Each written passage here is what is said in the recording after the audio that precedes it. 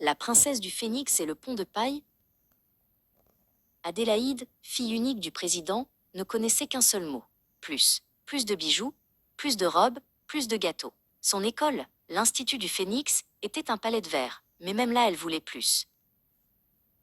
Zélie, elle, ne demandait rien de plus. Elle demandait juste assez. Assez de temps pour aider sa mère, assez d'encre pour finir ses devoirs. Elle n'était à l'institut que grâce au travail de sa mère, la gouvernante. Elle tenait un livre de cours contre son cœur, comme un trésor. Regardez qui voilà, lança Adélaïde, faisant claquer son nouveau sac à dos holographique. L'odeur du détergent est tenace, n'est-ce pas? On dirait que certaines personnes ont du mal à se souvenir qu'elles ne font que nettoyer les salles de classe, pas y étudier. Zélie baissa la tête, serrant plus fort son livre. Adélaïde aimait lui rappeler sa place. On dirait que ton goûter est le même pain sec d'hier. Mon chien n'en voudrait même pas.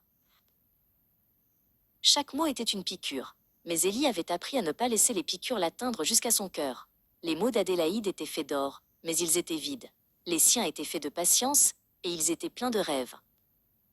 De retour à la résidence présidentielle, Adélaïde s'affala sur son lit en forme de cygne. Sa chambre était plus grande que le studio de Zélie, remplie de robots, de jeux vidéo et d'une montagne de poupées. Pourtant, elle s'ennuyait, terriblement.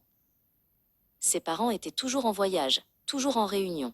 Ils lui envoyaient des cadeaux incroyables, mais jamais de temps.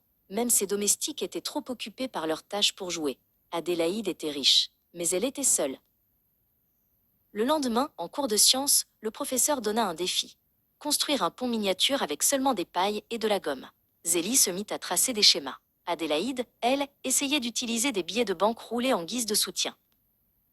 Tu ne peux pas acheter la physique, Adélaïde, dit Zélie doucement, sans malice. Zélie avait remarqué une faille dans la conception de toutes les autres équipes. Elle a construit un triangle après l'autre, utilisant le motif le plus efficace. Son pont était modeste, mais solide. Le professeur fit l'éloge de Zélie. Adélaïde resta silencieuse. Pour la première fois, elle réalisa que Zélie possédait quelque chose d'infiniment plus précieux que tout son argent ou ses titres. Elle avait du talent, et elle avait la force de ne pas se laisser définir par les mots des autres.